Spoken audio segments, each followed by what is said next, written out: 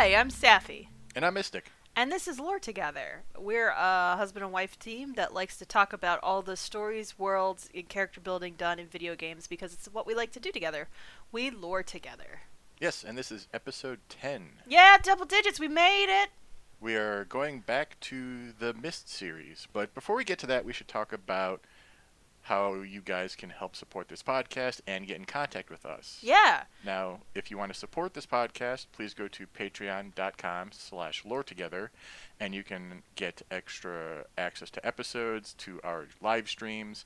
We have a few different perks, and we're looking to add more perks coming forward, but any help is appreciated. Including some surprises here or there as things come up, because we have some ideas of things we'd like to do extra little for bonus our episodes. patrons. Yeah, so we're working on those slowly but surely.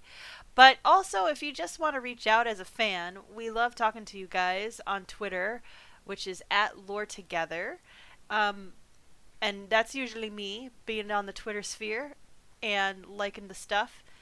You can also email us directly, loretogether@gmail.com. We do love talking with people about their questions about what's next and everything. And on Reddit, I'm the one on Reddit usually. You can find us at the username LoreTogetherPod. So that's all that. Let's start.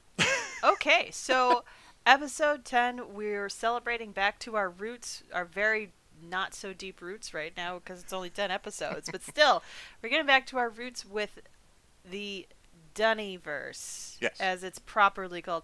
But essentially, I don't know what based it's on properly Myst. called, but we're going back to the universe that Myst is part of, and that franchise is part of. And for those of you who may not remember what we were talking about in episode 1, the whole point of Myst is kind of like this metaphysical universe construct where every universe is essentially an age that's kept in a written book, written in a very specific language. Mm-hmm.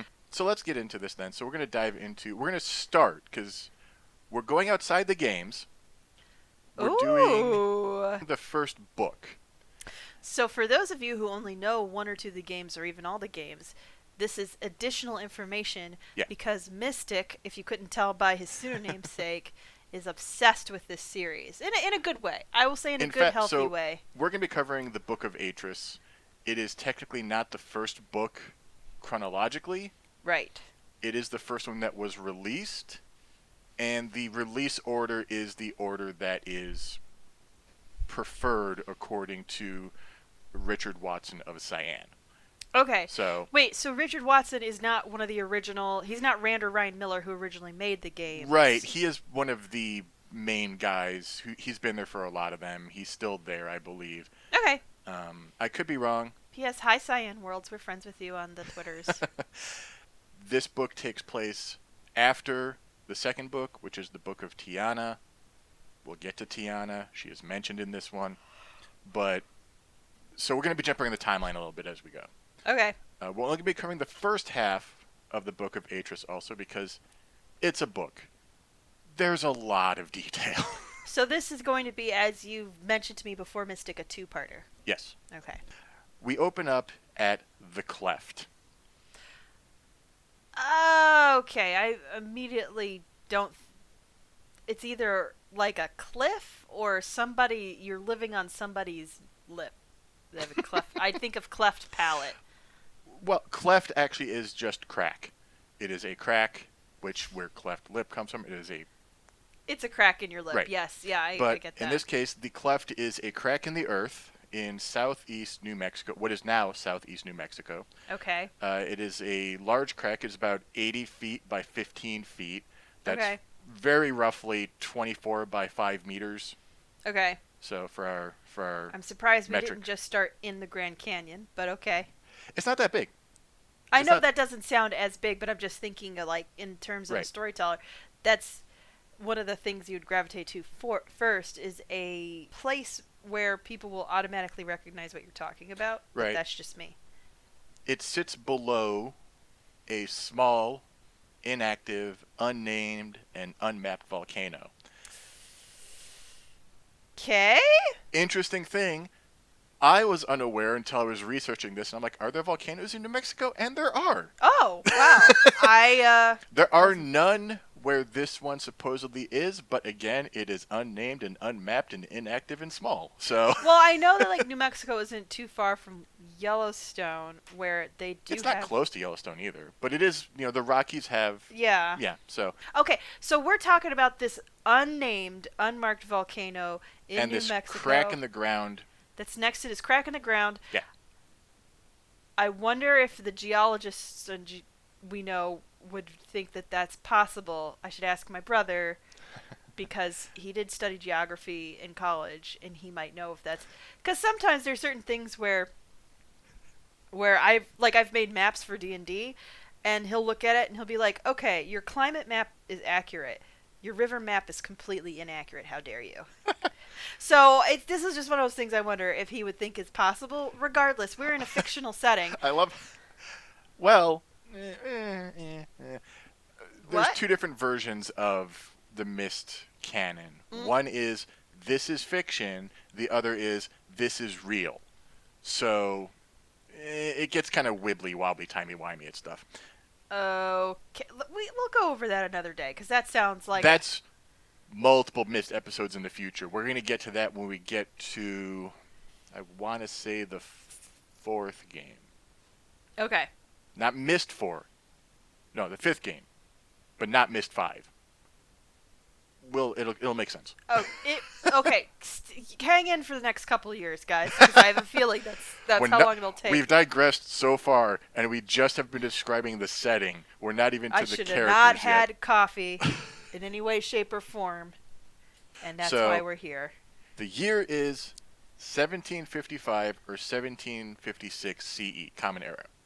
So 20 years before the Declaration of Independence. yes. Okay. And we're in New Mexico, so this is still Mexico technically. This is still like Mexican Yes. territory. So for those of you who are not in the States, early on in history, we forget that what is now the United States was actually occupied by several European Right. countries, and Spain had taken over a lot of South and Central America, and part of that was Mexico, and part of that was actually New Mexico and Texas and all of that. California, because hence all the place names being Spanish. exactly. So for those of you who aren't aware. Anyway, so it is 17. We don't know the exact date. It is either 1755 or 1756 CE. Mm-hmm. It is 9411 DE, which is the Dunny era.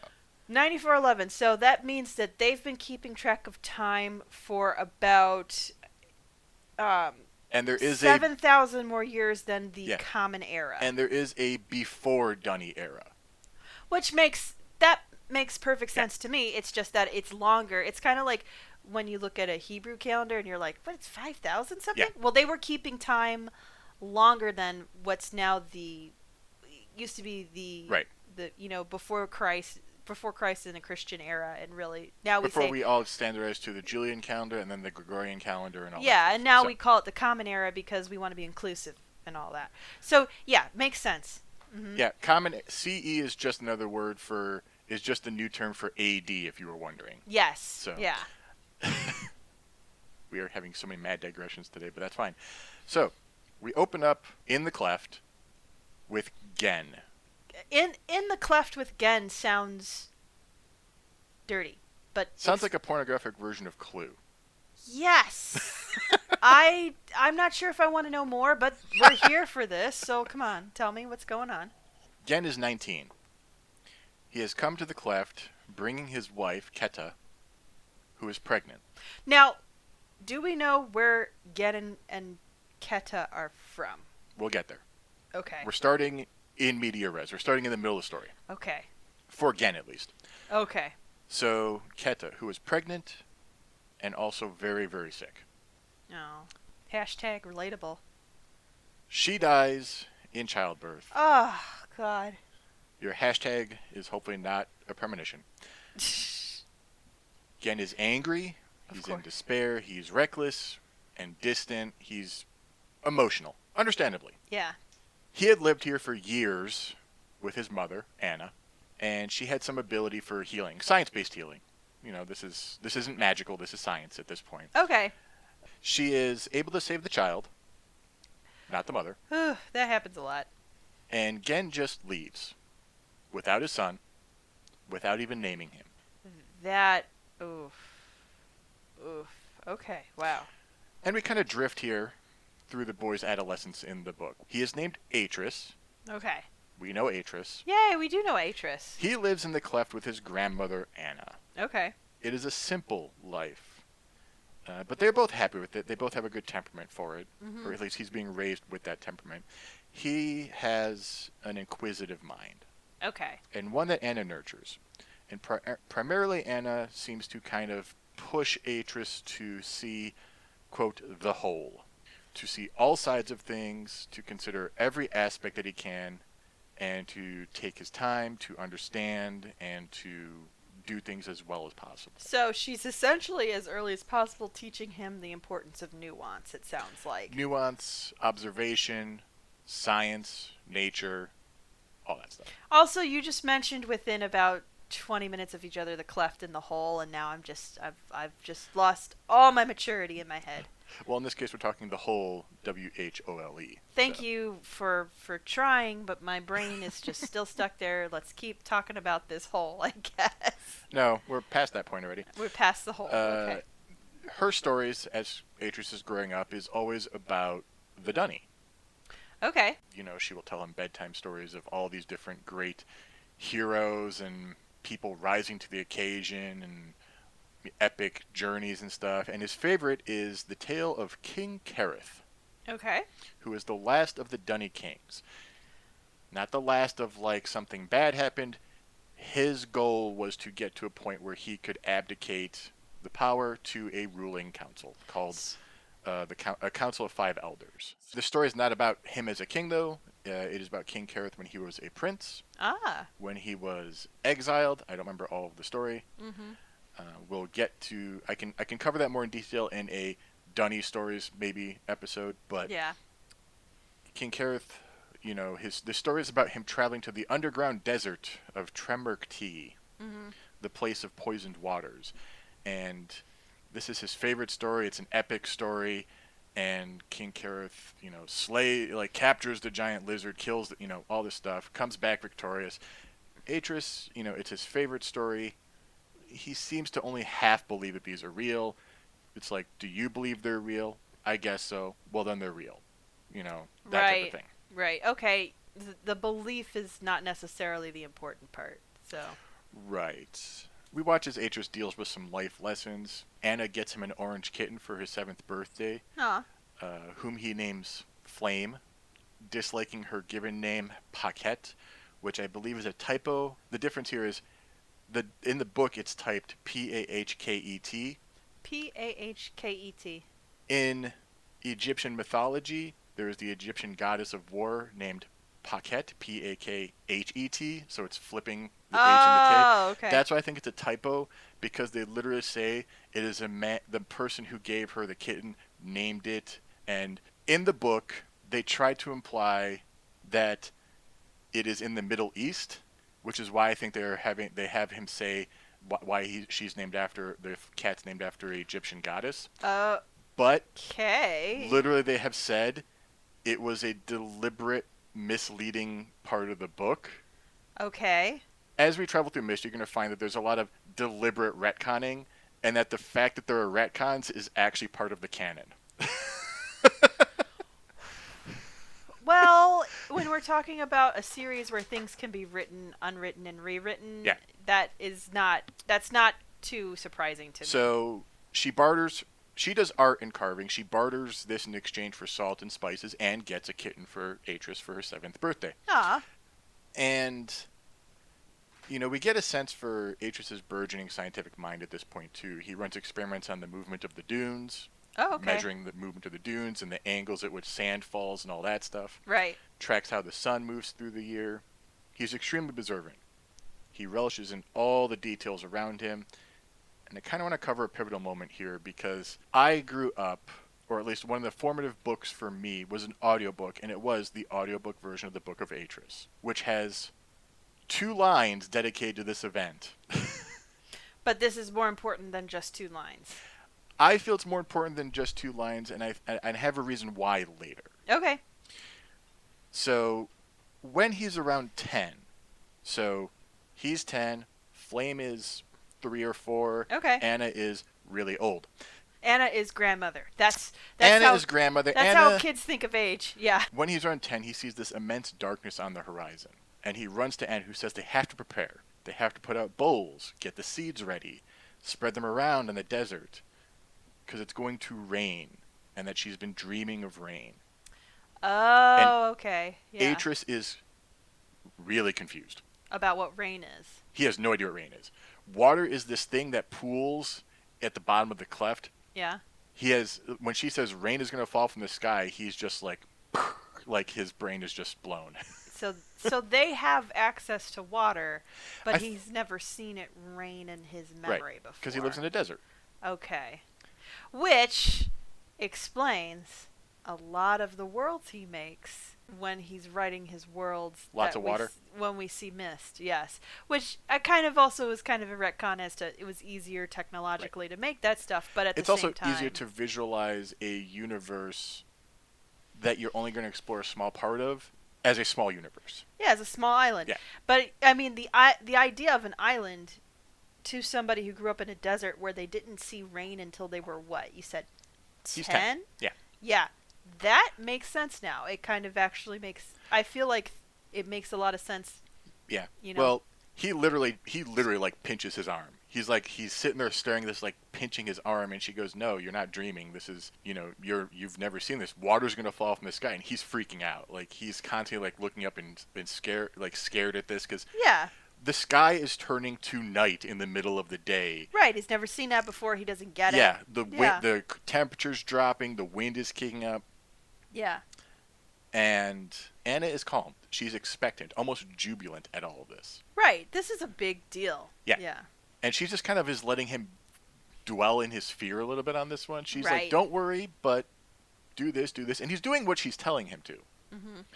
But she's not telling him what to really expect. Kind of just letting him, we're going to let you feel this. Right. And the waters comes in like this wall, because it's a thunderstorm. And he just is shocked by it. He's shaking. He's scared. He's like, what is going on? And over this thunderstorm, he can hear Anna laughing. Oh, really? Is she just laughing at his reaction? No, she's laughing in like jubilation. Oh, she's just so excited that there's She's rain. dancing. Yeah. And he's looking at her like she's crazy. But then she's like, no, just close your eyes and just feel the water. Mm. And then he starts to actually enjoy it. Okay. Yeah. And the audiobook glosses over all of this. It literally does. One time it rained. That's the all. whole cleft was filled with water, and this flowers like that's it. Like it glosses over all of this with like 2 or 3 But lines. for somebody who's 10 years old in the desert, and this is the first time they've seen a thunderstorm. But like you remember back in episode 2 when we talked about Stone Ship? Yes. And Will and Branch, and I forget the other kid's name off the top of my head, but they're all freaking out when Atrus shows up the first time, and it rains for the first time. Yeah. Yes, that's... And it's like, okay, so we just ignored that whole section. So yeah, they kind of gloss over this.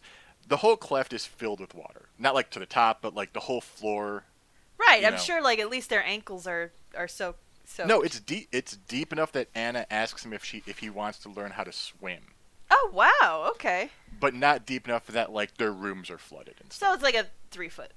Probably more than that. 3 foot. Yeah. You do go to the cleft in one of the later games, Yeah. and it's like 12 or more feet from their rooms down to the floor. Well, right, because we're probably talking about an area, like if are we suggesting that, his family's part of the native population there? Or because I do not know. Because there are in the Southwest, there are people who would build homes into cliffs. They are or built a into the cleft cleft. like that, yeah. And it's implied that she's trading with the native people here.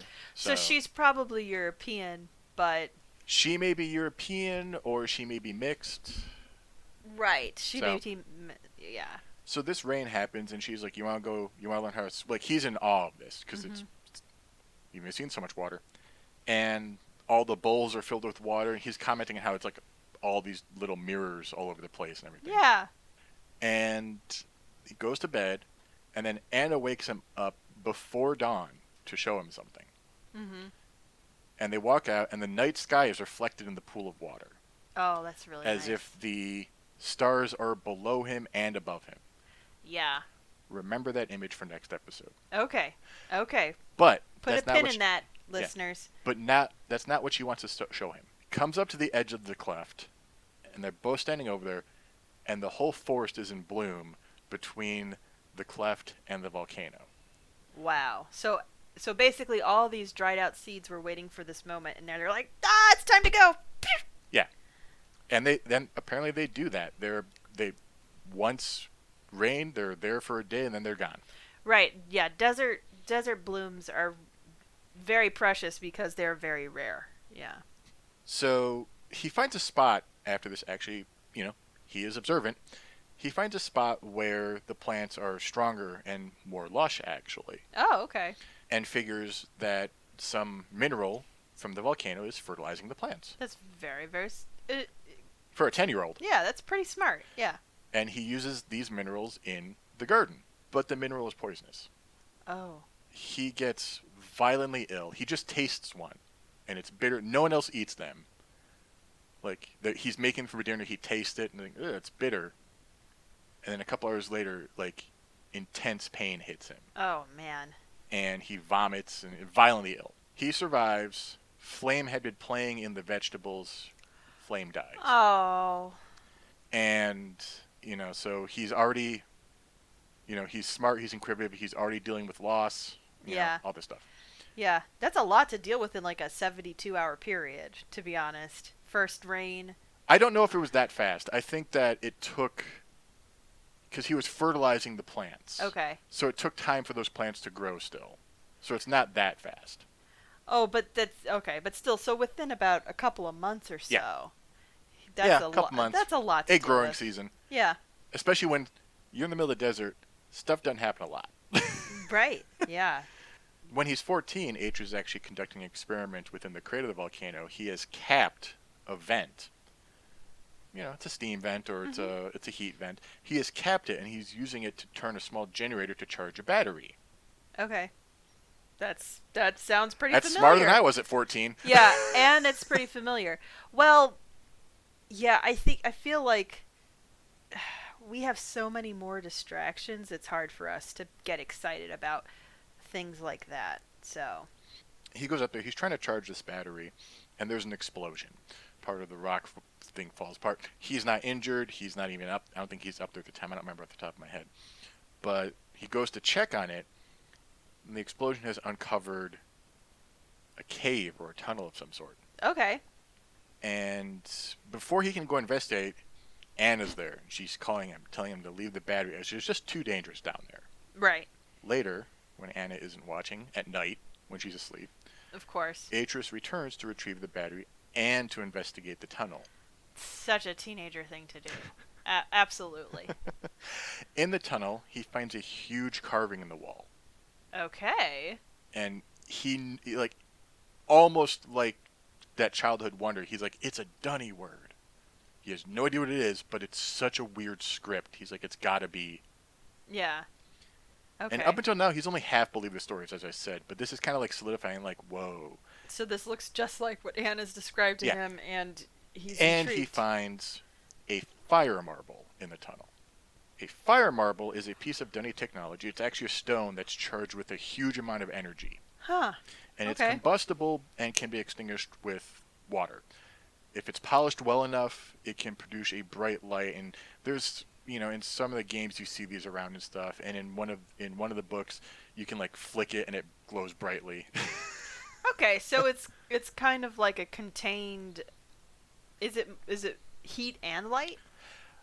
I think so. I'm not 100% on that, actually. Okay. Now that you ask. How dare you ask? Well, why am I here for? Okay, whatever. Jeez. It says it's combustible, so I'm assuming it has some heat properties. So okay. He hurries away, meaning to raise the battery before his grandmother notices he's gone. Anna is smarter than him. Yeah. And catches him as he's leaving with the battery. There's also not a lot else going on. Right. So. And she helps him. She doesn't scold him, though he has disobeyed her, she doesn't scold him, but tells him it's time that she told him a story. And unlike all the other stories, this is different. It's not a Okay. hero, whatever. This is the story of the fall of Denis. Okay. We don't hear the full story from her. Oh, We only interesting. get the ending. We get, and so when Viavis finally returned, the fate of Dunny was sealed. Within a day, the great work of millennia was undone, and the great caverns of the Dunny emptied of all life, and all because of Tiana's misjudgment. Oh, interesting. I'm quoting the book here now. Atrus was silent for a while when he looked up at Anna. So you blame Tiana then? She nodded, but she couldn't have known, surely. Besides, she did what she thought was best. Anna replies, to save her own conscience, maybe, but what was best for the Dunny? There were others who wanted Viavis put to death after the first revolt. If their voices had been listened to, if only Tiana had not spoken so eloquently to the great council. Atrus frowned and shook his head. I didn't know. Nor does it really matter now. All of that is in the past. The Dunny are no more. Only the tales remain. And then Atrus shows her the fire marble and where he found it. So I would assume from that part we have to assume that this is no longer like a tale or a story. This is her recounting her experience as a This is her recounting Danae. a historical event. Yeah. Yes. So it sounds like then so she's finally telling him what is the her truth at least is that she is Denis. She knows the story. Is she Denis though or is she not? She is not. She is human. But so she must have heard so she knows a Denis. We'll get there. Okay. Atrus tells her about the fire marble, gives her the fire marble. She drops in the water. She looks at it, her hand shaking, drops in the water. And at the sight of this whole thing, her whole demeanor is changing now. And she tells him, almost pleading not to go there again. Wow. Okay. That it's very dangerous down there and he isn't ready yet. And she makes him promise. And he promises, and he does keep it. Okay. Yeah. He has a great respect for his grandmother. And Right. after this, she begins to teach him actual Dunny. Oh, okay. How to speak it, how to read it. Not how to write the art. Right, because she's probably unable to do that herself. Right. But she knows of the art, then it Yeah, sounds like. she knows of the art. She knows how to speak it. She knows how to read it and write it. And there's a point here where they talk about language, and Atrus is asking her, what is the equivalent of this Dunny word? And she says there is no English equivalent to this word. And he doesn't understand. He goes, how can there not be an English equivalent? They had the same things probably. Even if it's not exact, it's close enough. And the idea is a word can be a label. Tree, sand, rock. You can augment that with large tree, palm tree, red sand, that right, type of stuff. exactly. You can also have a word that represents an idea. Love, intelligence, loyalty. Right. And you can add on more words to make those more meaningful. The instinctive intelligence of an ant or the emotional intelligence of a human. Right, exactly. There's qualifiers to everything. Yeah, so a word can be a thing or an idea. Right. There is no English way to have both in the same word. Ah, yes, okay. The Dunny have words that are both. Okay. So that's kind of where she gets at. That's kind of the lesson that she teaches him, that Dunny is very complex and you can't understand it yet, but we're going to start. Right. She doesn't get a chance to really finish teaching him because Gen returns. So he's 14. Atrus is 14, and then out of nowhere, his father returns. Has there been any mention of Gen to him? None. So he just knows his grandmother's his grandmother. Literally, he's sitting there on the cleft wall, and he sees, as what he says, a stranger coming from the volcano. Okay. Anna knows immediately it's Gen. Well, now, Gen's her son. Yes. So, of course, she would know it's her son. But Atrus has no idea who this person is. Right. He knows his mother is buried in the cleft. Right. But there was no mention of... No mention of Gen. So no mention. So Anna doesn't even mention her son at all to her grandson. I think it's more because he didn't bother to name him. So so it's like Anna's so hurt for her grandson Yeah, that she doesn't even want to bring up that pain. right. Okay. Even though Atrus wouldn't carry that pain in the same way. So Gen has been living in the ruins of Duni and has returned to claim his son. oh, yeah, I have no problem with absentee parents just coming out of nowhere and saying, well, I gave half of a cell to make you, and even though that's the only work I've done, I basically now get to make claim to your life. That is not how parenting works, people. I'm like so offended right now. You can get more offended as we go, then. Oh man, I'm gonna be so. Who's ready for Angry Sappy? Cause Angry Sappy's coming out. Ah.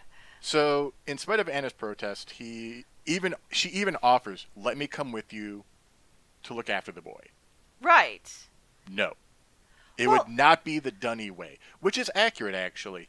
In Gen's childhood, he was sent to the guilds to be raised eventually. yeah, but So, but he knew that was gonna happen, right?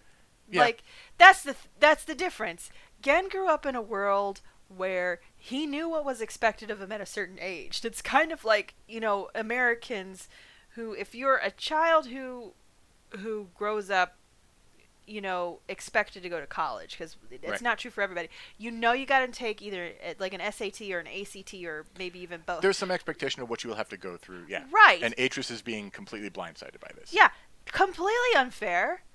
Like, oh yeah, here, now we're going to make sure you can take your SAT so you can go to college. Excuse me? Nobody told me this was the plan. And P.S., who are you? Right. Except a sperm donor. Like, this is just so offensive right now.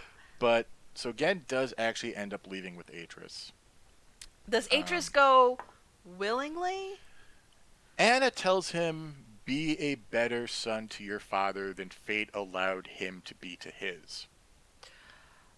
That's not ominous at all. Oh my gosh. Okay, this is starting to get to be some Shakespeare level business. This is insane. And We had a nice, peaceful, quiet little childhood with magic and wonder and nature, and then suddenly serious business lineage BS. Like, what is this? so Gen does promise that they can see each other again in 3 months. I don't trust this man because he came out of nowhere after 14 years abandoning the son he couldn't even be bothered to name. Just saying. All right, don't trust this man So whatsoever. they both go to the volcano and down into the tunnel. Okay. And on the way down, Gen is constantly consulting this notebook. And noticing this, Atrus actually develops kind of a deep respect for him, thinking of how long Gen had to kind of traverse these tunnels and work his way through and everything and braving these dangers and stuff. You're And there assuming that he's like you, though. I'm already upset, but okay. But I'm sorry. Just psychologically, Atrus hasn't met a lot of other people, No. so he's assuming that Gen is probably reading his own notes of how things are supposed to have he's observed, like Atrus has done in the past, like his grandmother has taught him. Hmm.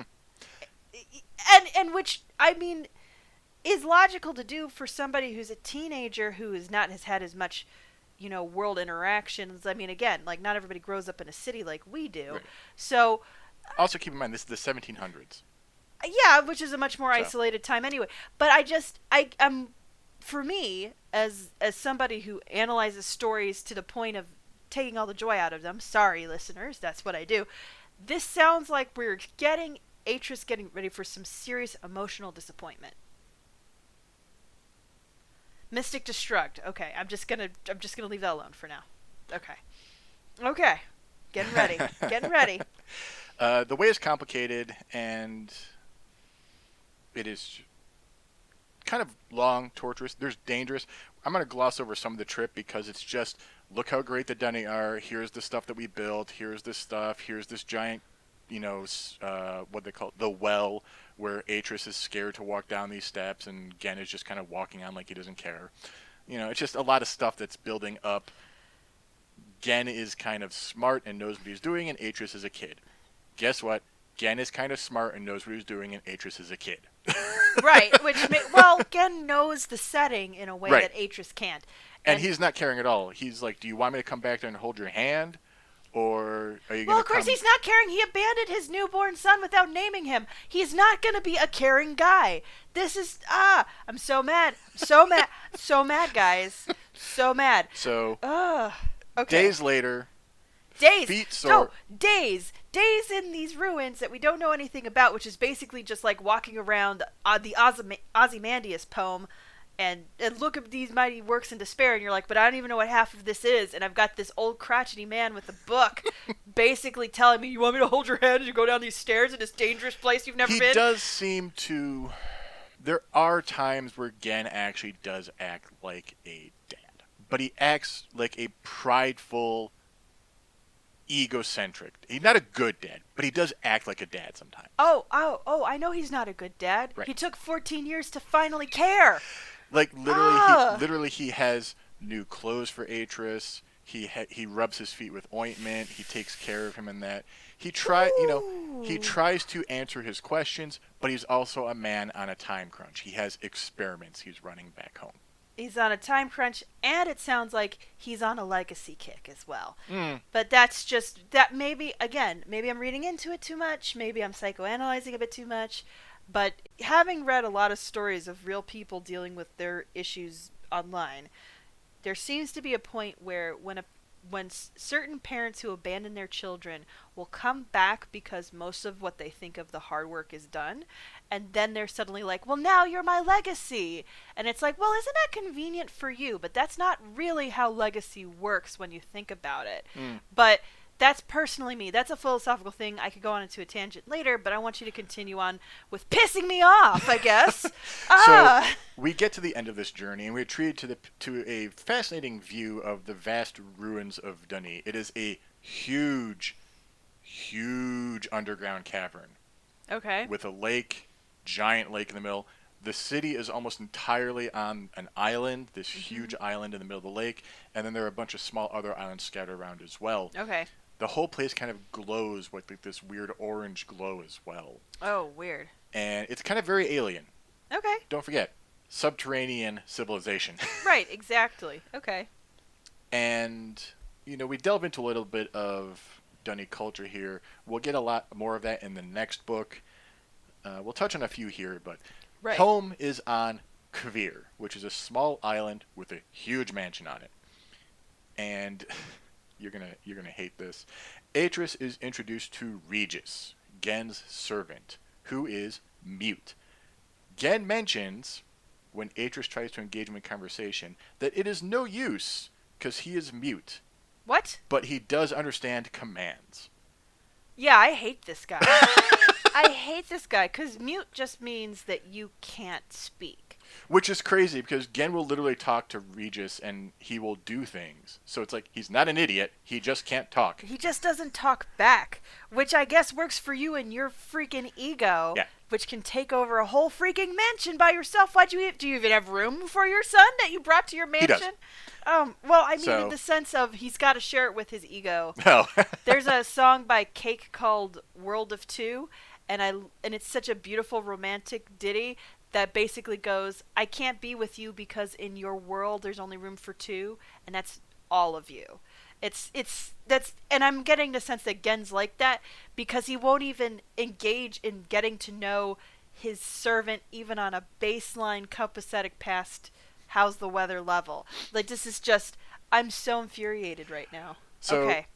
Gen takes this is a couple days later, he's given Atrus food, quote unquote, that he has grown. The food is rotten. Oh yeah, that wouldn't impress me either. Right, it's not impressive, but Gen takes Atrus to his library, and there's hundreds of books here. Okay, that's impressive. And bids Atrus to pick one. He picks one. It is a descriptive book linking to an age that Gen wrote. There is no name for this age at this moment. There's no number for it. It's not mentioned. At least not that I could see. Okay. And so Atrus looks at this book and sees the image move. We've covered this in this thing. Yes. In the first episode of the Myst game. Yes. But in the first episode of the podcast. But Atrus has never seen this before. He is confused, and Gen just goes, "You will live as Duni now," and places his hand over the thing, And literally it says the page seems to grow around Atrus as he is like, yeah, it's... Oh my gosh. Wow. Wow. Not traumatizing at all to a 14-year-old who doesn't even know what this is. Yeah, way to not explain it. Oh my gosh. It's just like I feel like I think when you were first explaining how the first game Myst starts, where you're just a dude or a dudette, dare I say, living your life in the middle of New Mexico. You pick up this book with this moving picture, nothing like you would have ever seen before, and then suddenly you're in a new place, and there is no moment in the game to basically acclimate to the psychological trauma of that. And now we're doing it to Atrus without him getting any warning from the wise guy who's taking notes. Like, what? Yeah. Gosh, that's abuse.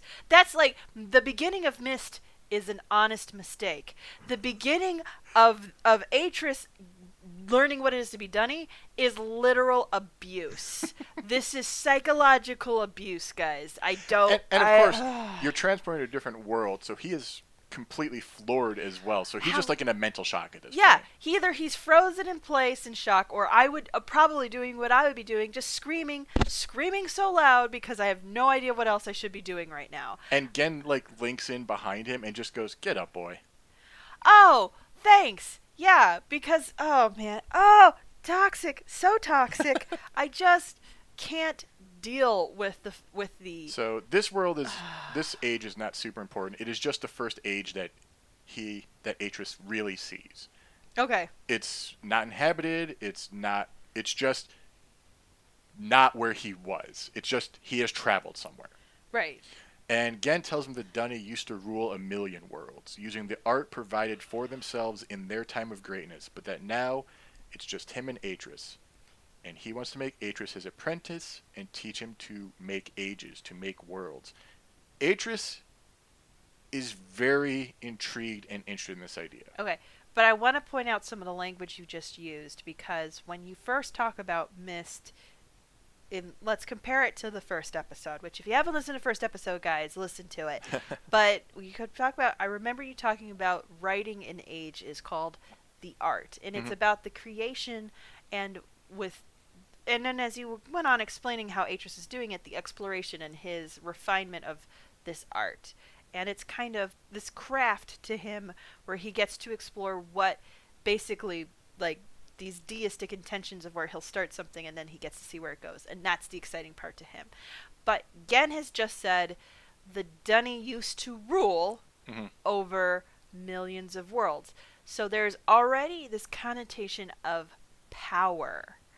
Power in a way that we know is not, as we know as people who have played the first Myst game at least, is not what Atrus' character is as he's an older adult. He is intrigued by the idea of he's intrigued by the awe of the creative process. Right. He's not. I don't think he's bitten onto the I get to rule people part.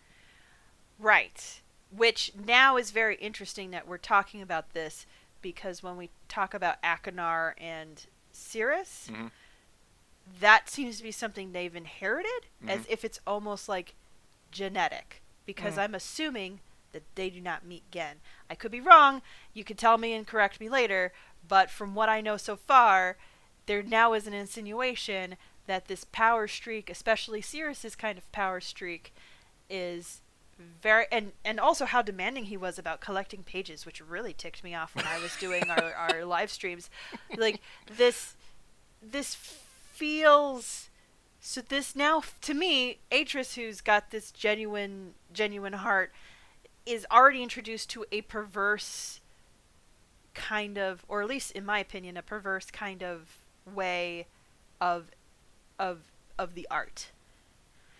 So that's, oh my gosh, there's so much to unpack here, but I gotta let you continue. This is insane. And of course, we're only covering the first half of the book. A lot of your questions will be answered in the second half. Okay. So. Well, all right. Okay. Thankful for that, I guess. I don't know. At first, Atrus actually does think his father is kind of amazing. Well, yeah, he's a great. You know what? It's a strong case. It's a lot of hero worship at this point, and he kind of rationalizes this blunt, rude aspect. Gen's not been around people, as far as Atrus knows, for Atrus' whole life. Wrong, Regis. I'm just going to point that out right now. We are not going to discount the humanity of the mute man. We're just not going to do it. Just Okay, because fair. he's differently abled doesn't mean that he doesn't have But humanity. there's a difference between being not advocating this, but in the 1700s, the view of being well mannered to your servant versus well mannered to your son would be two very different things. Understood. Still problematic. It is. Still problematic as heck. Still not acknowledging people's humanity, which is always wrong, all the time, regardless of what point of history you're in. Just gonna say it. Don't get mad at me about it. I'm not here to say that, we have to talk about how problematic history is. Because history is problematic. Because it is. But we at least should acknowledge it. And I'm sorry. I can't deal. The thing is, even with Atrus' thing of, he's blunt and rude and stuff, Gen is more than merely blunt. He is impatient, dictatorial, arrogant, easily offended. And he frequently jumps to the wrong conclusion in many matters and is very difficult to please. Oh, man, I hate... so much hate right now. So much hate. Eventually they go into the city after months. Like, Atrus would spend just time working on the mansion and fixing it up and all that stuff. And they go into the city ruins to find special books. You can't just write in any book. Descriptive books are especially made, and they are kind of rare. They find, they go through... You get a chunk of different parts of Dunny culture. They pass under Kareth's Arch, which is a huge archway. They, are exploring different neighborhoods. And eventually they get to a certain neighborhood, and they find a hidden room in one of these buildings. There is another room behind this hidden one that will, somewhere in it, or in a warren of rooms attached to it, have the books they need. Okay. And that's how these things are so protected, given their use and power. It makes sense. Yeah, exactly. They get into this hidden room. They don't see a way to open the door to the next one. Okay. Gen leaves and says, we're just going to force our way in. Atrus, meanwhile, notices that there is, like, a map with weird patterns on it or whatever. Yeah. It's a puzzle. It's like a mechanism of some sorts. Gendler just walks in with a piece of whatever from the other room and just breaks it and just starts pulling wires and stuff. And Atrus is like, just sitting there thinking, he's like, I could have solved it. Like, yeah. He's there for the inquisitive nature. Gen is in too much of a hurry. Right, and and that's kind of commonly the pursuit of power story, is that the lust of it, the pursuit of it in such a voracious a way, in the sense of you have an appetite for it, you can't stop yourself, tends to be a lot of people's downfall in a story like this. Mm-hmm. And especially because even if Gen is Dunny, and he's going to try to teach Atrus the ways of the Dunny, you have now disrespected the ways of the Dunny by destroying this very integral part of their culture, even though it's a secretive part of their culture. Right. Does that make sense? Mm-hmm. Okay.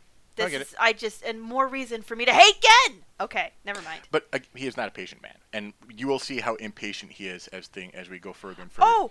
Oh, I already have a taste. I have an idea.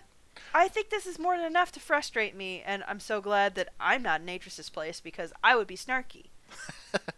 So, 3 months after leaving... This has only been 3 months. So, 3 months after leaving the cleft, Atrus reminds Gen of his promise to let Atrus visit Anna. Gen refuses. Mm-hmm. Flat out refuses, saying he told Anna that to keep her quiet. I knew it! And that he can't allow Atrus to see her. There was no way that he was going to keep that promise. I saw it coming from a mile away, considering the man is the kind of man who abandons his newborn son. Like, you just can't trust a guy like this. So, and they go back and forth, and Gen just goes, be quiet. It's time I told you a story. Well, Atrus likes stories, so he's and he probably tells gonna Atrus listen. a story. Parentheses. This story is true, but the details have been changed to protect Gen's egocentric universe. Oh, dear. Oh, God. All right. Basically, he is telling a story, but he is misremembering parts of it, or he is misconstruing parts of it. Well, there's also, I mean, kind of like, even though the last episode is a totally different kind of game, there's the idea of, Perspective. well, not only perspective, but also, so in last episode, Hellblade Senua's Sacrifice, we talked about how one of the game mechanics, and I'm not going to spoil what the game mechanic is, you should listen to the whole episode where Mystic describes it, but one of the game mechanics essentially to me relates to this idea of the lie you tell yourself. Mm-hmm. And this is a great example of that, you know, in practicality of a lot of times people who you think they're lying to you, but a lot of times it's not that they're lying. They've first lied to themselves and now it's become their truth. Mm-hmm. And they might do it because, as you mentioned, Gen's egocentric and he's trying to protect himself. Sometimes it's because they want to protect somebody else. Sometimes it's due to psychological trauma. You don't want to remember something the way that it actually happened. Mm-hmm. And that's kind of like the lie you tell yourself. Mm-hmm. So essentially Gen is either lying intentionally or possibly perpetuating what his truth is that he did to protect himself. Right. A lot of this story that we're going to tell here is in the Book of Tiana. So we will get the actual events when we cover that book. Okay, which will be probably a few months from now, considering the Probably. pace we're at. So, Yeah. so We're stay gonna tuned cover- and subscribe, guys. I will say we're going to cover the Book of Tiana after we cover the next Myst game. Which is Riven. Yes. Okay. Stay tuned, everybody. But we have other games to go to before we even get to Riven. So, Whoa! Oh, yeah. Well, overall, yes, Yeah. yes. so when Gen was 4, a war was started amongst the Dunny, Okay. started by a man named Viovis, who Okay. was the son of a nobleman, heir to a powerful estate. We've heard this name previously when Anna finishes telling Yes. her story. Okay. His crimes were unmentionable. According to Gen, I'm going to tell you right now what the crimes were. I was going to say, when you say unmentionable, I think of Chris Hansen going to this guy and No. saying, would you like to take a seat? Viovis, his crimes, allegedly, were trading in illicit ages. Illicit ages? It sounds like it's like cocaine made into a book. I'm thinking it's probably more like banned ages. Like, we don't want to spoil that. We don't want to go there. We don't, they're too dangerous. Stuff like that. Right, there's So- probably rules about, and then there's probably rules also, if you have that much power and you have a society that's sustaining, there's probably rules as to what you should and shouldn't create in an age because of agency or whatever. Also, he allegedly murdered 2 apprentice guildsmen. Ooh, yeah, that's bad. Yeah, and he Always. was sentenced to life in a prison age. Okay, so similar to what we see Yes. Cirrus and Achenar in the first Myst game. Okay. Later rumors began to circulate that Viovis had returned. Somehow he'd gotten out, someone had let him out, something. And was stirring up resentment against the ruling class. Which would go back to kind of what Anna had said about Tiana speaking on his behalf, essentially. Again, this is all rumored Yeah. that Viovis is back. Yeah. Then an official was stabbed. Then a bomb Et tu, Brutus. Then a bomb went off in one of the main ink works. Okay. And this is when I had to look up because I was confused by this. Quote, a book was desecrated. Did somebody chew it? And I had to look up what that meant. Like, what the book was. Like, why would that... Like, one age, that's a problem. Yeah. Like... Yeah, But you don't want why was that listed amongst, like, the stirring of rebellion? And it was... I hadn't read... I'm still delving into Dunny history a lot. The 5 great classics of Dunny are the 5 most masterful books in the canon of the Guild of Writers, written by the 5 greatest writers in the history of the Guild. The Book of Earth is one of those books. Wow. Another one of those 5 is the one that was desecrated.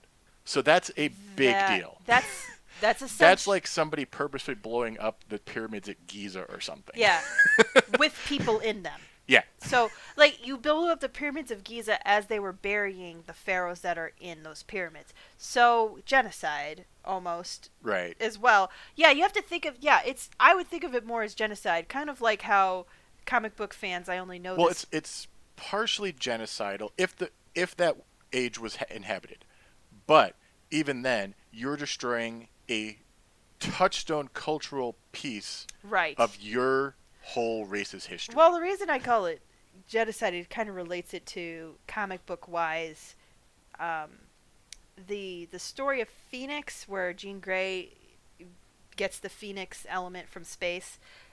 Okay, so No idea what you're talking comic about. book fans. So the Dark Phoenix, which they try to make this movie now twice, not really the story you want to go at. Go back to either the comic books, or if you just want a quick episode of it, there is the X-Men cartoon series we grew up watching. Had an I didn't episode. grow up watching it. Okay, it was on network television, and I'm sure a good amount of our audience in the United States knows about it. Mhm. So I know what you're talking about. I just never there's watched it. I rewatched some of it in college with a friend who's super into Marvel comic books, even before the Marvel movie era. And when we watched an episode where Jean Grey gets this being essentially in space, takes over, enhances her powers, and she becomes Phoenix. There comes this point where she's so hungry due to her powers, she eats a whole solar system. Now, in and it's considered a crime amongst some more galactic overseeing powerful people. Now, the thing that they don't put in the cartoon that was meant for kids, that was apparently in the comic books, was that there were millions of inhabitants in a couple of the planets of that solar system. And that's how I would think desecrating this Yeah. book would be like, and that's why I immediately think of genocide. You kill a whole race of people, a whole Well, litany of beings, a whole right. number of ecosystems. But like, even if it's not inhabited, even if it's just a resource world, like the greatest resource world they ever wrote, Yeah. you're still destroying a wonder of your race. Right, yeah. At Yeah. a minimum. Yeah. At a minimum, you're right. It is like destroying one of the seven wonders We just of the don't know world. anything about that one. It's also Yes. unnamed what it was. We just know who wrote it. I don't remember his name. So Okay. the council, after all this, calls a meeting, but it was a bit too late. It is a bit too late Yeah. when somebody desecrates one of the seven wonders of the world. Yeah, I can understand that. So one of the five even. So Yeah, just five in this world. so Vivas had actually been. It wasn't just a rumor. He was there, and he had touched a nerve with the discontent of the lower class, and rioting broke out. Okay. A mob formed in the lower districts, maiming and killing everyone who stood against them. Yeah. Well, riots are the language of the unheard, so I wonder what the heck happened there. I don't know. Gen says he was just a child living in the upper precincts So in the safe area. They were gated off, and they had guards and stuff. okay. Maybe this is just Safi being her little liberal self. There's a lower class that's gated away from an upper class. There's something rotten in Denmark. That's all I'll say. Right. This doesn't feel like this was going to be sustainable anyway. But like in his view is still, I'm safe, and he can hear the roar of the mob. We're in a cavern. Sound's Yeah. not going to go everywhere. Yeah. And he hears the cries of the dying, victims of their own servants, men and women who had trusted their whole lives. So That is such a plantation owner way of saying that. Like, I am starting to get so mad, everybody. Everything that I hate about the complexity of our world is coming in. Like, how dare servants have feelings and rebel against the owners that they've served? Yeah, were the owners nice to them?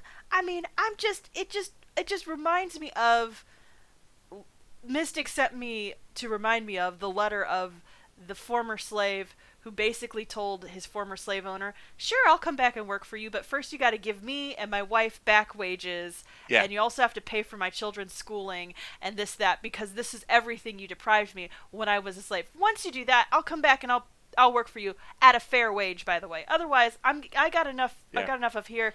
Good luck with your life. Like this, it was the most polite screw you ever. right? And I feel like the other side of the story that we'll And it get. wasn't a screw you. I just can't say the other word. Right. Well, it was just. It was. and I feel like the other side of the story that Gen is not telling. Also, he was what, 4 when this happened. Yeah. So yeah, of course he's only going to see it in these contexts. So I'm not completely mad at him. Which is for why I'm that. saying this story is not accurate, but it is from his perspective, and they're changed to save his egocentric nature. Right. Plus, he was a kid. Yes, he was only 4 years old. But like, I want to know what the other side of the story. Like, what are the circumstances Eventually. that would have brought this up? Oh, I know, we're gonna get to it eventually. But I'm already super suspicious of this story, just with everything I know about, how people work in general. This is, poor people don't just suddenly get an itch up their nose and decide they're gonna riot. Like, that's just not how that works. After 6 weeks, yeah. the rebellion was quelled. Mm-hmm. Vievis himself was captured trying to escape. Of course, yeah. This time the council was swift in their decision. Vievis was to be executed. But before it could be passed, one witness stepped forward. Tiana. Ah, okay. In Tiana's view, Vievis had done his worst, and Dunny had survived. If it had not been him, someone else would have stirred the rebellion, for the discontent had been brewing for a long time in the class. Tomorrow Belongs to Me suddenly starts playing in the background. Somebody's waving a flag, Yeah. She ended up swaying the lords, and Vievis was once more just imprisoned. Yeah, okay. 3 days later, he was gone. And the guard who had checked on him that day had also disappeared. Interesting. Okay. When he returned, it was not with a mob, but with well-trained fanatics bent on the destruction of the Dunny. So, fanaticism, the death of anything great. So. And we're going to go into a bit of conversation here, where Gen says, Tiana was wrong, you see. The danger had not passed, nor had Vievis done his worst. And Atrus goes, but she was not to know, surely. And Gen goes, that woman was a foolish meddler, and my father was no less a fool for listening to her. What? Wait, what? Ah, excuse me? Tiana is Anna's Dunny name, given to her by Gen's father, Atrus's grandfather.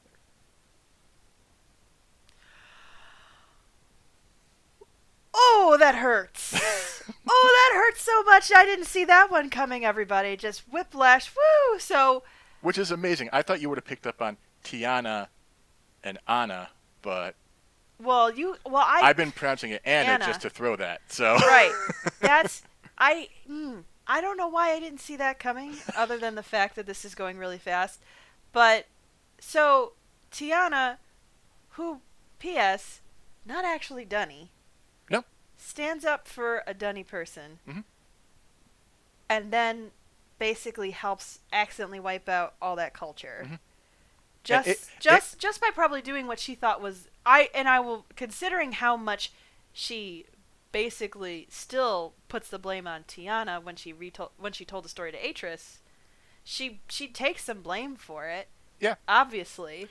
And Atrus is thrown aback by this. Of course. And Gen leans on it, saying that sentiment can kill you just as surely as a falling rock. Which is why he's a jerk? Is this him explaining why he's a jerk and he doesn't have any emotional attachment to his own son? And Atrus says that Anna was good to him and that she taught him. And he goes, taught you what? How to survive in a crack? How to eat dust and dream of rain? Oh my god. And Atrus goes, she taught me more than you have ever taught me. Well, drop the mic right there. Of course, it's so accurate. You ran away. You were like, bye, Anna. I'm going to let you name the son I don't even want because my wife conveniently died during childbirth. Deuces. Like, also, his wife, also not Dunny. Oh. That's right, because we had said earlier that Atrus is only a quarter Dunny. Yeah. So his wife is from probably one of his ages. That sounds gross. Oh, you're going to get more gross as we go. I'm just going to say this right now. That's gross. That is literally like... it's very Greek god. That's also gross. Yeah. I'm still like... But here... Don't compare this to the stories where somebody became a goose so they can get it with the lady. Like, this is gross. This is all gross. And gross overuse of power. And, gross. So I do have a question with that then. Yeah. Because... it's going to be a mild spoiler for next time. And I think we covered this in episode 1 anyway, where, and you covered a little bit already, where it's not necessarily creating the people. Yeah. So It's it's not like he's creating them and then he marries one. They just happen to be there. but you still have power over them in a way they do not have power over you. It is not a it can never be Okay, a I see what you're mutual. saying then. It Okay. is never a mutual. It is it You're talking consent and authority and that type of yes. stuff. Okay, That's I thought you were talking that that he had written her and that type of which thing. I'm sure could also happen, and that is also very gross. But that's not what you were going for. No, Okay. that's not what I'm going for. The idea, the whole point of a healthy relationship, not just romantic, but any relationship that isn't like you raising a child, so to speak, is that the equality of power, Mhm. And that if there's not equality of power, you help level the scale so everybody feels equal, and that kind of helps make the relationship more healthy. This is why unions were created to help, help negotiate against corporations and yada yada yada. So on a one-to-one level, you it is unhealthy for somebody who has a largely elevated amount of power in a very specific way over another person to be in some sort of close relation, like romantic close relationship like that. Now, here's the thing. So, in the history of the Dunny, Yeah. I'm sure there are people who think like Gen, that we are gods. Absolutely. There's no getting around that. Yeah. And I'm sure that there are people who think that they're not. Yeah. Because Atrus doesn't. Right. Well, I mean, people are complex and have multiple So experiences. I imagine that there are multiple instances of people starting families with inhabitants of ages. I still find it gross, though. That's still a gross. But what if there's no power differential? What if there's There no will power always be a dynamic? power differential if you're going to have a relationship with somebody who not only can never learn the art, which we know a good chunk of the people created in these ages can't, because humans generally can't. So, and humans are of one of the great ages. So, they'll never have equal footing over you, because if you literally are a god and you can reshape their world literally by changing a word in a book. But we're gonna get there. It's not like how Gen says. And Gen doesn't understand how the Dunny actually think. He was too young to know what he thinks he knows. Okay. Well, maybe it's not as gross as I'm saying it is right now, but I will say this. If you create a universe, and this feels very Rick and Morty to say this, if you create a universe and you don't give the other people there the same ability to create a universe equally, and you have relationships with them that benefit you, and you don't equalize that power, or you don't respect that and give it a distance, that is a gross use of your authority, in my opinion. I think the Dunnies survive based on an understanding that they need humility. That would make sense to me. That, and in fact, that is something that Atrus does say in later on in a separate thing, not in this episode. But I think that the Dunny kind of do understand that to a degree. I think they're very sectarian, Okay. and I think they're very class based. Yeah, But I as do we think can they see, understand that basics. I think Gen is just a particularly evil guy. He's particularly gross. Like, So- I would definitely, Because- and that's the word I'm going to stick to, gross. Yeah, because Atrus, as we know, ends up marrying an inhabitant of an age. But, as you've mentioned in previous episodes, Catherine ends up being able to write ages as well. Which is why I'm saying that I think it's more complex than Gen thinks. Right. Gen goes into this all with grandeur, which is justified in some regards because of what they're able to do. But it's a grandeur of power. And I don't think he realizes that that power is a fault of his, not a benefit. Right, exactly. Which is probably why he Anyway. pisses me off so much. We're way off now. I'm sorry. But anyway, okay. So Atrus says that she taught me more than you have ever taught me. mic drop. And Gen walks up to Atrus, and he's still taller than Atrus at this point. He's still older, Well, he's taller, 14. stronger. Atrus has got some time to. And he just holds Atrus's chin and forces him to look in the eye because Atrus is downcast. He's intimidated by his father. And he goes, yeah, "What fair. did she teach you that was of any use of all?" You jerk. And Atrus goes, "She taught me Dunny." And Gen goes, "Taught you to lie, more like." To which Atrus responds, in Dunny, which he's never said to Gen before. Yeah. "She taught me what is good and what is to be valued, those truths which cannot be shaken or changed." Oh. And immediately Gen is just like, he's, has this mocking smile that just kind of like fades away. Really? Because he thinks that Atrus is just BSing. And then when he responds in Dunny, which he didn't know Atrus knew Dunny, Yeah. instantly he's anger, saying that Atrus has been mocking him, and he grabs Atrus and drags him to his room and locks him in. Who didn't see this coming? Oh my gosh. We knew that there'd come a point where Gen would be so disappointed with... Because that's the problem with the legacy fetish when you're an absentee parent. Mm-hmm. Is that there's... Unless you get nothing but complete, worship and idolization from the child you abandoned... They will never live up to your ideal of them taking on your legacy. Right. 3 days later, Gen returns. Same clothes, actually. Wait. Did Atrus have stuff to drink and eat while he was locked up? I'm assuming that Regis would bring stuff. I just want to make sure that this wasn't also torture on top I don't of believe so. kidnapping, but okay. I don't believe so. Atrus goes, "I've been thinking," and Gen just goes, "We speak in Dunny only from now on." So, like, English is below him. Oh my god. Atrus says he's been trying to see Gen's view. Okay. Trying to see why he hates Anna so much. And Gen says he doesn't hate her. That it would be easy if it was that simple.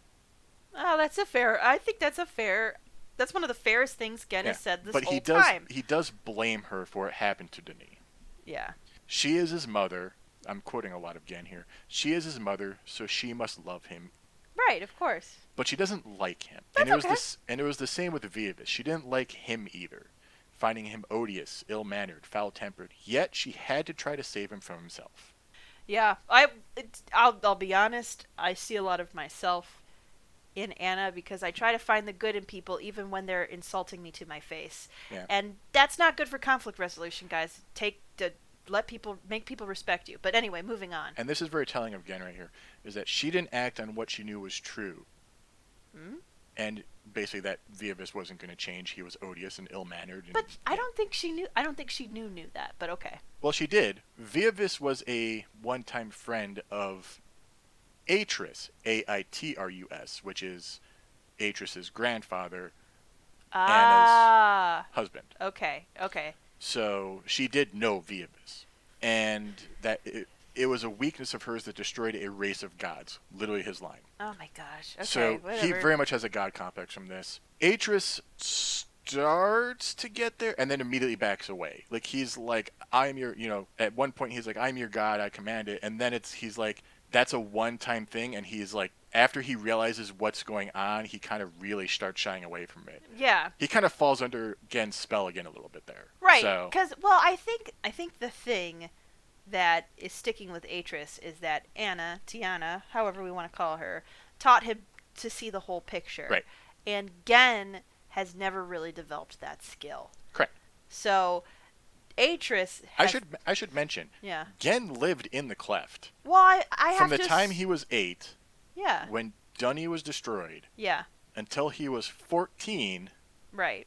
and ran away. Ah. Then he comes back 5 years later with a wife who dies giving birth to Atrus. Then he leaves. Then he comes back 14 years later. It's kind of a cycle here. Okay. Yeah. But yeah, I mean, that still... But like, you think that he would have learned during those years, but I think he was too old and too already into the Dunny way of thinking by then. Or at least what he perceived was a Dunny way of thinking. Right. So, yeah, and there's also the trauma of losing your way of life at such a young age. Right. Will shape you differently than somebody like Atrus, who, even though he lost his biological parents, never really longed for them, never really... Right, they were both gone before he was even cognizant. Yeah, never really understood what missing them would be. Whereas when you're at 4 years old, you, and that's when you start, saving memories that you can refer to for Hmm. decades. That's gonna, and that's really traumatic. It's just really traumatic to survive a war. So that's not to Brief as it is. yeah, it's not to excuse Gen's behavior. It's merely to explain it. Right. I'm very much of the belief what's past is But prologue. Gen says that he can't let Atrus see Anna, but he will send Regis with a note. Oh, come on, really? That's just okay. As for Atrus's deception with knowing Dunny, he will overlook it this once because it will actually save him a lot of time. And Atrus, Deception? Did he even think to ask? He didn't even think to ask. How is that even a deception? Okay, I'm going to let you continue. I'm sorry. and that Atrus might be able to start writing his own book soon, which is actually a big deal to Atrus. Yeah, I'm sure So it Atrus is is. intrigued, and Gen says, quote, "You're going to hate this. Mm-mm. You must promise me never, and I mean never, to question my word again or to scheme behind my back. You must be absolutely clear on this, Atrus. I am master, and my word is law." Yeah, I hate this guy. I And Atrus hate promises, this guy. Well, it's a promise that's impossible to keep, though. knowing he has little choice. Right. And I think when it comes to that, you can't thought police anybody, especially once they're past the age of like 12, Yeah. when they're very independent. You can't thought police But, anybody like that. Atrus promises and kind of sees Gen a little clearer. Starts to see him for who he is. And that's where we're going to end it for this Oh time. my gosh. So Because this is almost exactly halfway through the book, and we're about to get into Atrus learning how to actually write. wow.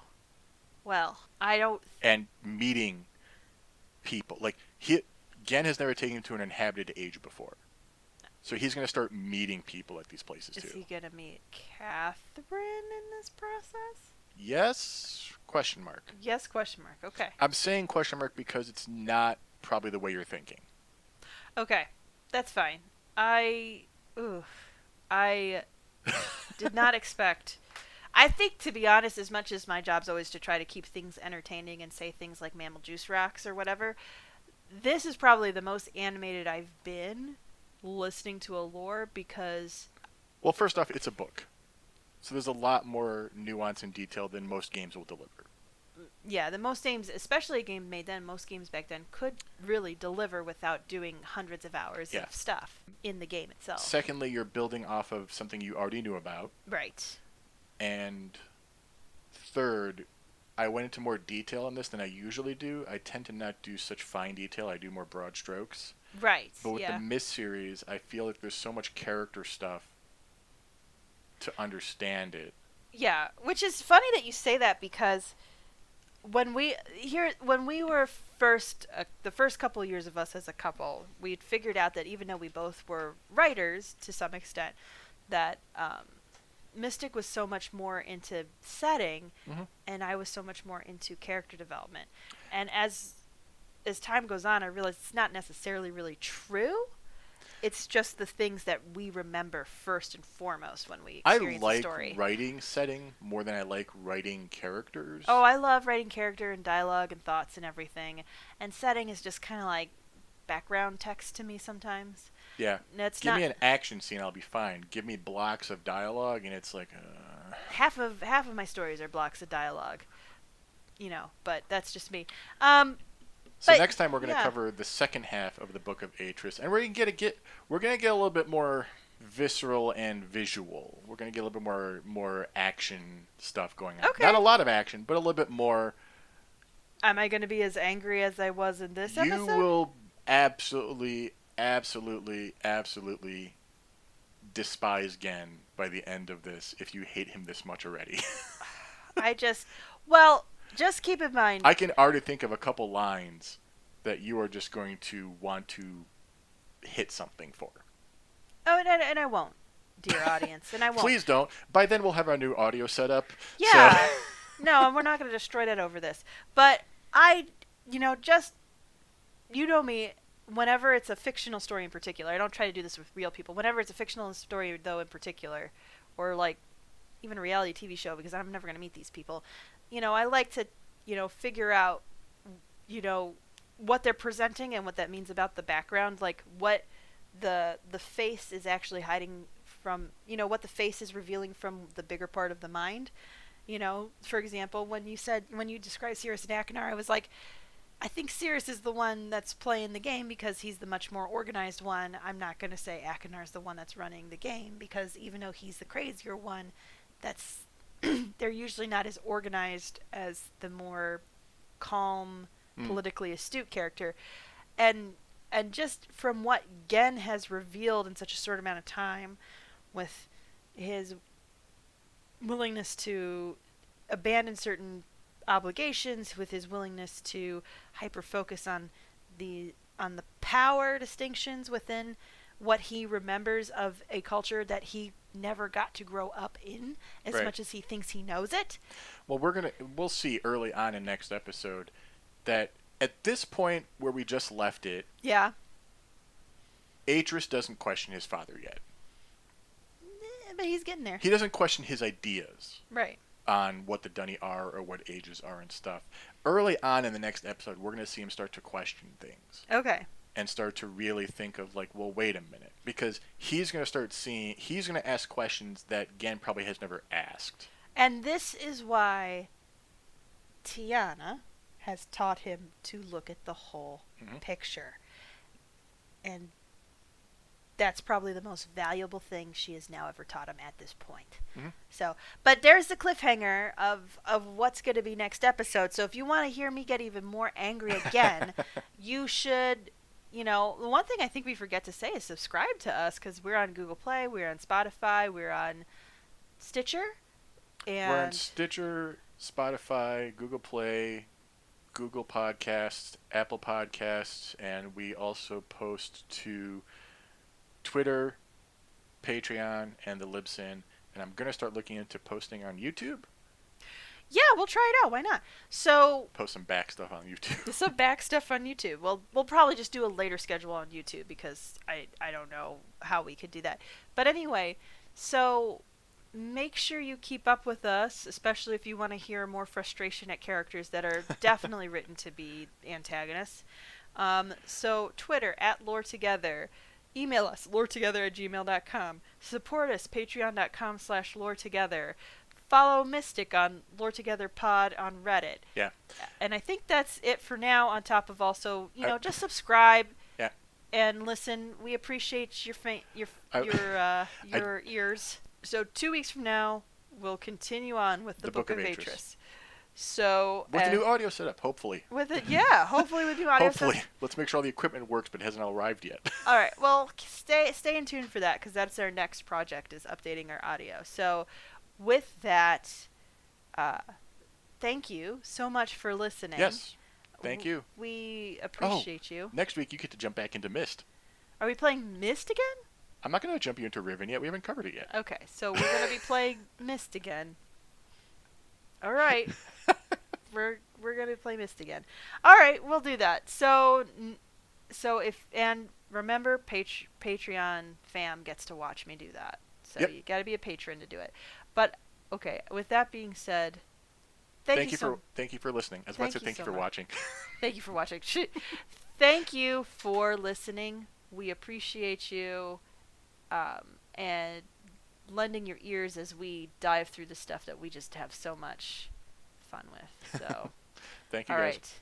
right. Bye-bye, everybody. Bye.